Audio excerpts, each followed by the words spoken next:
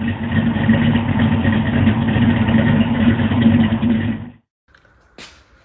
morning, it's Brent with Lykins Motorsports. These are our GT40 heads for our little 302 dyno mule. And the goal for this weekend was to get the heads together and get them on the block, but I didn't really think this through very well. I had locks for the valves. The valves are 8mm with a radius screw, so I had to buy locks. And I thought, like I said, I didn't really think it through very well. I had the retainers and the springs and everything from where we ran this engine several months back, and unfortunately those retainers were for 7-degree locks. So the new locks are 10-degree. They wouldn't fit, so I had to order different retainers and some other parts. So that's going to set me back a couple days. But what I am going to do this morning, I'm just miscombobulated this morning because I've only had 1 cup of coffee. But I'm going to put up the flow numbers for the factory heads as they were, and as they are now ported. Joe picked them up somewhere between 30 and 40 CFM, so he did very well on that.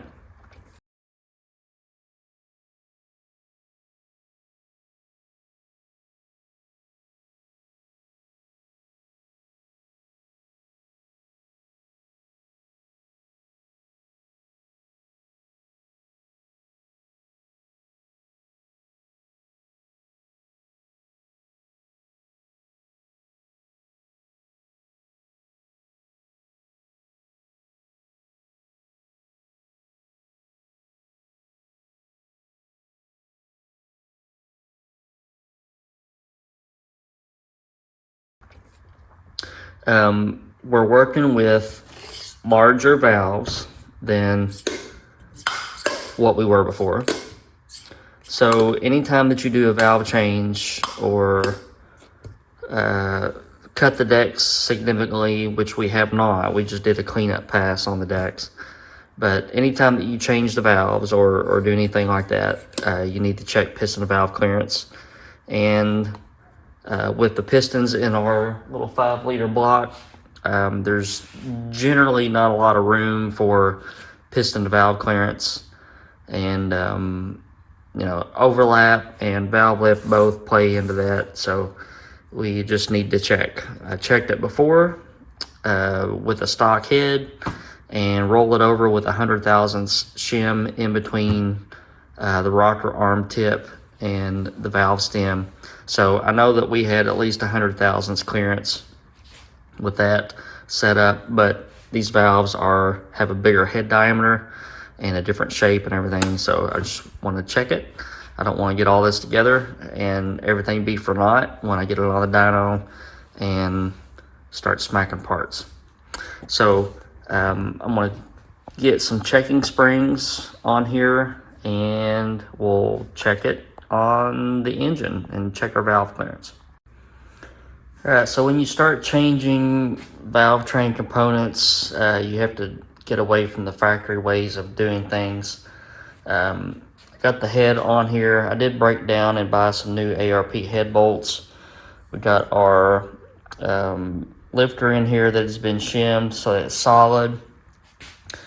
We're dealing with an 8mm valve stem now instead of 11/32. So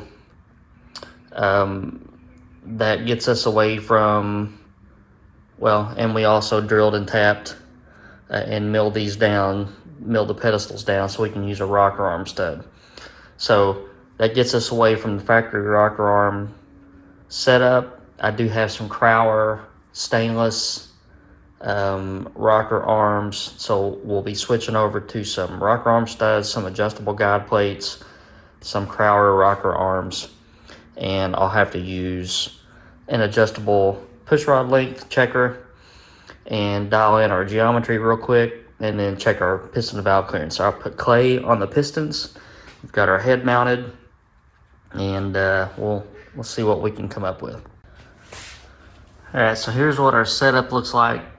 Got a checking spring, got a rocker arm that's pretty much almost touching the retainer. These are not the retainers that I'm going to use, obviously, but geometry is not perfect, but it's as close as I'm going to get with the parts that I have.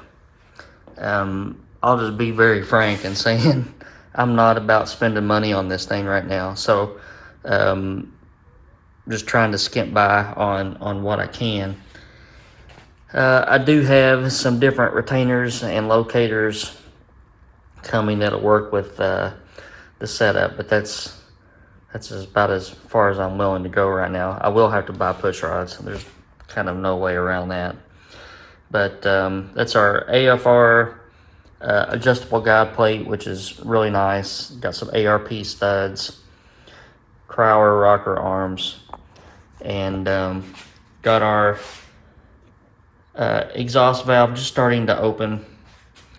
Got our intake valve ready to rock and roll. So I'm gonna get a ratchet on this dude.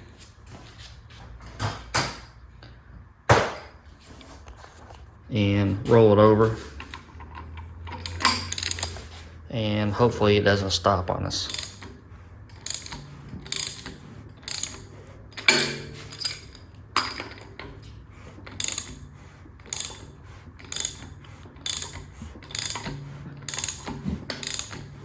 This is a 1.7 rocker too.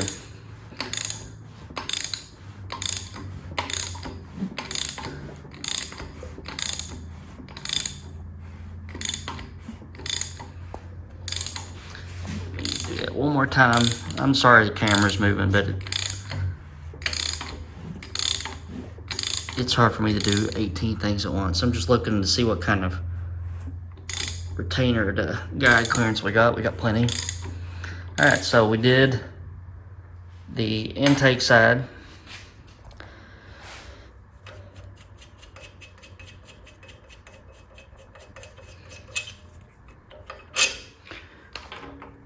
I'll just swap it in real time. How about that? There's our little junky push rod. There's our factory lifter. Oh, don't tell me. This is one of those. Oh man, this is an aftermarket lifter, and they don't come off without raising the head up. So I'm gonna have to put my phone down. I'm gonna swap these out, and I'll get right back with you. Yeah, we got our lifter swapped. So we're gonna try the exhaust side. What do? We roll the engine over until intake valve goes up.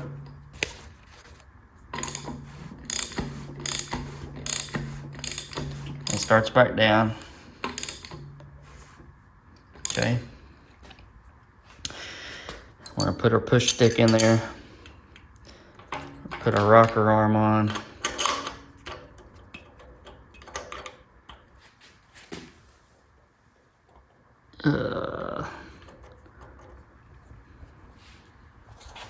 Looks like the geometry is different between the two. Oh yeah, it is. Exhaust valve sticks up a little taller than the intake valve. All right, so for all intents and purposes, we're gonna put a longer push rod in here in order to make sure our valve opens without touching anything.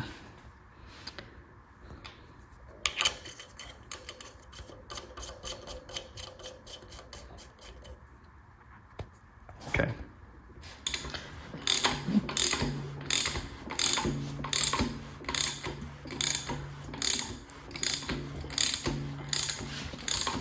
Go around one more time.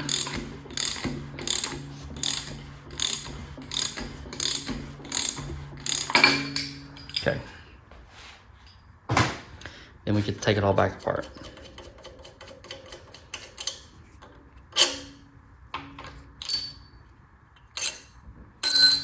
we'll pull our head off, then we can see our clay. All right, here's the results.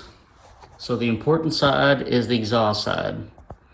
And the reason that is because as the exhaust valve is closing, the piston is basically chasing it closed. So the piston is coming up, the exhaust valve is closing. If you have any kind of little bump or quabble or float or anything like that, it's going to hold that exhaust valve open and it's going to tag. So you want to err on the side of the safety on the exhaust side. We have about 100 thousandths, a little under, and we don't have our head gasket on. So I have about 140 thousandths clearance there. As you can see, the radial part is, here's where the valve is in reference to the relief back there, so we're in good shape there. On the intake side, it is close, but that's fine. So we got about 60, and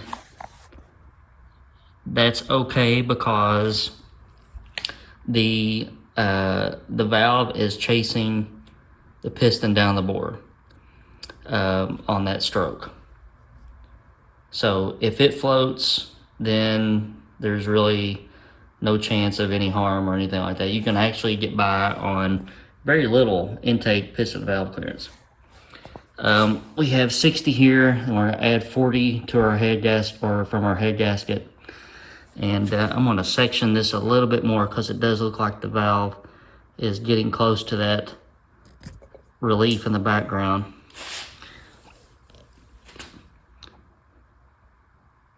So we'll see what happens. I'm gonna probably have to section that and check it, and we may have to check it again with the head on it. All right, so I put our head gasket back on, or put it on. I didn't have it on last time. We're gonna go over this again, just to check that radial clearance, because that valve was pretty close to the inside of that valve relief. You guys are probably wondering why I switched to a 1.7 rocker instead of the factory 1.6. It's because I knew I was gonna have to buy rocker arms regardless, since we milled our pedestals down. That knocks the factory rocker arm out. So you have to go to an aftermarket rocker arm. If I'm gonna buy rockers, I'm gonna buy a big rocker arm. So that's the reason. So is it gonna be a completely apples to apples comparison from the last time we dynoed? No. But that's the way that it rolls when I'm not willing to put a ton of money into this. So the heads have been ported. Yeah, we'll have 1.7 rockers, and I think that'll be the only change. So we'll roll it over again. We've got everything set up, and we'll check to make sure that we got some radial clearance. I'm not worried at all about the depth clearance, but the radial will ruin your day. I don't want my day ruined. So we'll take a second just to look at Joe's nice headwork. All right, head's coming off. All right, so here's the results with the head gasket on it. Zoom in camera. So your valve reliefs are not straight up and down in reference to the top of the piston. They're not normal to the piston face, the crown face. So as you go up, it kind of helps you out. So you can see there, we've got plenty of depth clearance, plenty of radial clearance.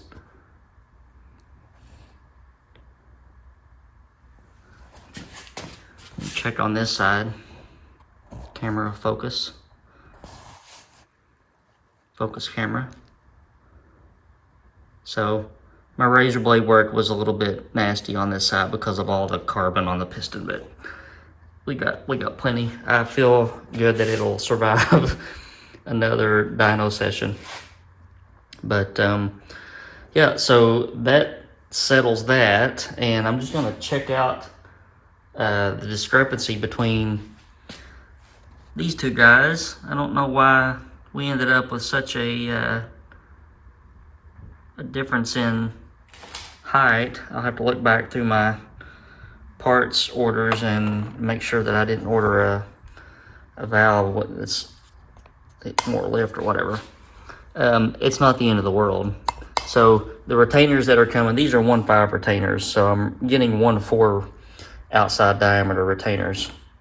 That'll help our retainer to rocker arm clearance, and I don't really care about how high the valve sits up. So I'm gonna be buying push rods either way, so if I have to buy a little bit longer or shorter push rod, then that's fine, as long as I can get my install height dialed in. So let me get cleaned up here, and then we'll have some closing thoughts. All right, so on our intake side of our heads, we've got about a 1940, and on the exhaust side, we're at 1990, so there's about 50 thousandths difference. Nothing that locks and shims and some other goodies can take care of. I would only assume that there is just a little bit of a discretion in between the valve length. These valves are actually AFR valves. This is what it's sent in their, I think it's their 165cc heads. And the way that they have their seats set up, it may require a little bit longer valve, but either way, it's a problem that's easily solvable. I just gotta wait on some parts to get in here. So that should be it for today. Eventually we'll get this engine back on the dyno, but I just wanted to check piston to valve clearance since we did change our valves, and the seat, the distance off the seat changes, the head diameter changes, so all of that you need to check just and make sure that it works with the valve reliefs and factory pistons, in addition to our 1.7 rocker. So the 1.7 rocker, I think that was like a 498 lift at the valve on the bullet cam, so it would have been like a 311 load lift. So if we multiply that by 1.7, you know, we're getting an extra 30 thousandths lift.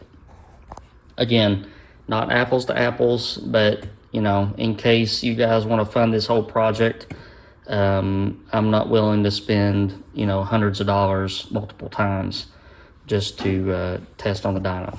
All right, hope you guys are having a good weekend or week. I'm gonna have another video here. I promised you last week that I would show you the difference between two aftermarket small block Ford blocks, so we'll do that coming up next. And stay tuned, and I'll see you later.